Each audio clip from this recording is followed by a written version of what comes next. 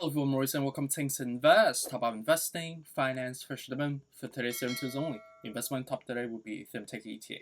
First, just want to say happy Saturday, everyone. A great weekend, by the way.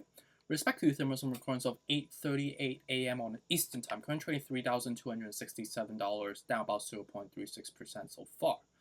And on the media front, I was reading some news this morning. There doesn't seem to be any specific news talking about Ethereum that's either leaning on more of a negative or a positive side of the spectrum. It's just some reinforcement news, but some comparison news, if you may, right? And just to talk about the couple ones. One is talking about Ethereum competitor Solana hits all-time high as market continues to rise, right? As you can see in the just position perspective, Solana is up to about 6.28%, while the whole crypto market is down today, which is obviously surging up and away very prominently, if you may. And then the other one coming from Bitcoin is 4 hours ago with respect to the Ethereum NFT. So ProShares and VanEck, they have decided to withdraw the Ether ETF proposal. So not sure what that means specifically. Maybe it's just an offering that the fund managers have started to pull out. Or maybe they have other alternative source of packaging for their financial products going forward. So it's not like a negative or positive news. These type of things happen sometimes. It's just about like what exotic products do they want to be providing as a form of derivative for their investors. AKA their institutional clients or their high net individual clients as well. And then another one talking about on Decrypt. So Vine, the old, like I think 6 seconds app that used to be very popular, the co-founder is making a playable video games as Ethereum NFTs. So I think the video game is called Subdrive, which is an interesting one. I'm not a video game person, so feel free to check it out if you guys are interested in a new video game, I guess. Um, and then the other one is talking about with respect to on Decrypt, with respect to one per day nouns NFTs grant access to an exclusive club for Ethereum whales. So very comparable to knowing the fact that they have achieved certain status for either being a one whole Bitcoiner or being a certain level of investor, in Ethereum as an asset class holder, right? So I guess it's another step of approval, giving them some reputation or some sort of status by issuing something along the line like that, right? And then talking about with respect to a registration news again coming from Market Watch again with respect to Coinbase getting the board of approval, right? Adding 500 million in crypto to the balance sheet, aims to invest 10% of the profit in digital asset going forward, right? So another regurgitation news talking about adding their crypto assets into the balance sheet comparable like Tesla, which as we heard for the last 6 months already, that Tesla is currently holding Bitcoin, and I believe some Ethereum and even Dogecoin at the same time. And Elon on the side as well, he personally holds all those respective crypto assets in his personal account as well. So another stamp of approval from another, obviously, crypto exchange platform, Coinbase, right?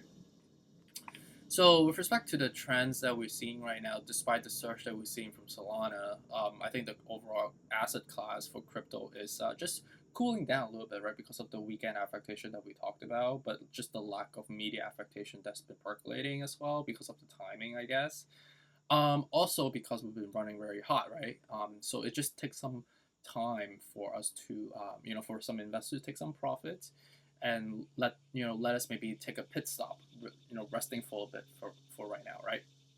So I'm gonna go through technical analysis to see how we're trending right now, knowing the fact that we run really hot, and it seems like we are struggling to break above the $3,385 level. The today's high was 3,311. So it seems like we keep struggling at that level. But is the wedge forming for us right now, or is this more like complete cycle of the the market cycle the cheat sheet that I've showed you guys, right? Are we, in for dead cat bounce or bull trap, if you may? So stay tuned, stick around, let's make some money.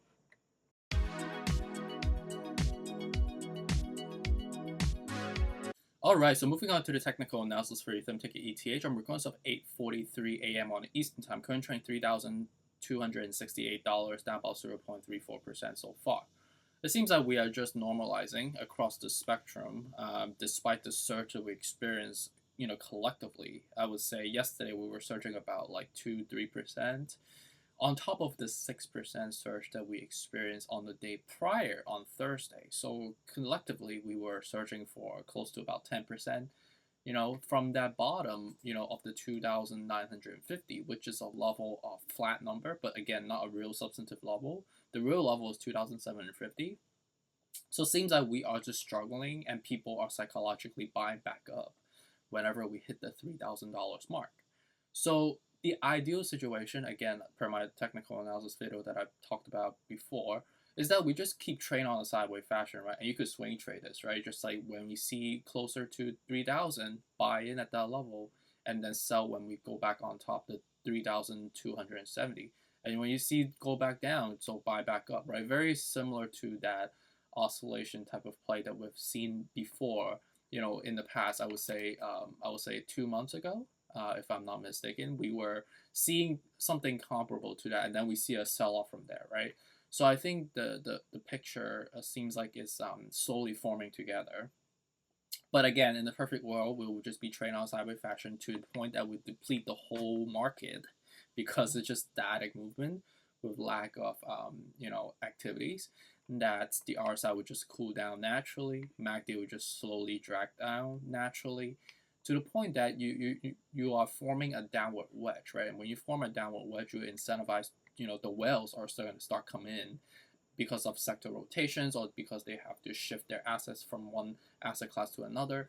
That there will be a catalyst that's coming, and it would not be surprising. It will just be something that we foreshadow because we're talking about this right now. That eventually, once we hit that apex, and I don't know what time that is because the wedge is still relatively premature, it will surge up from there, right?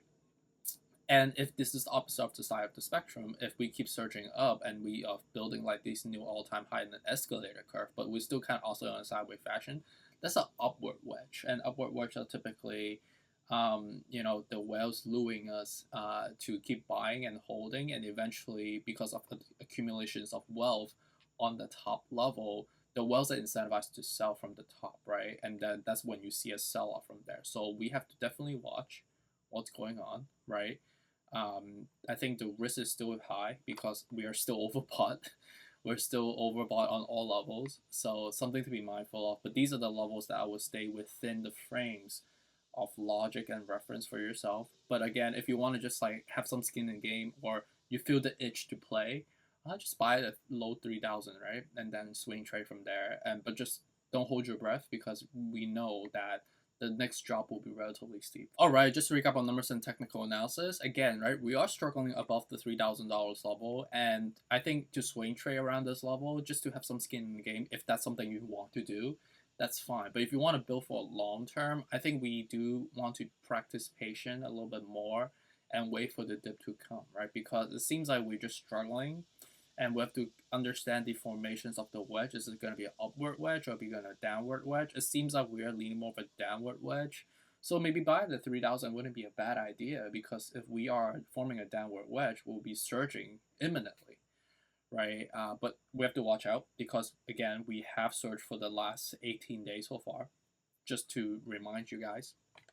But for me, knowing the fact that I do have a large position, 55 Ethereum right now, 2,750, 2,450, that's the level that we'll be buying at. I would not be chasing, and there's no expiration dates for when you can buy, right? There's no FOMO if you are applying logics, right? And I'm just going to stay with what I have with the cheat sheet and the logics and the technical analysis to decide my execution going forward. But if you want to buy now because you want to emotionally, I get it. I totally understand. Just hold for a long term, right? 9,800, 3.3 times your money if you buy at the current level. Right, so that's it for today. Respect my technical analysis on Ethereum ticker ETH. Hopefully you guys have a great Saturday and great rest of the weekend, by the way. And yeah, feel free to give me a shout. I'm gonna be out today, but I'm just gonna be on my phone anyway. So really appreciate you guys for dropping by and asking questions. And yeah, stay tuned for next come up. Take care. Bye.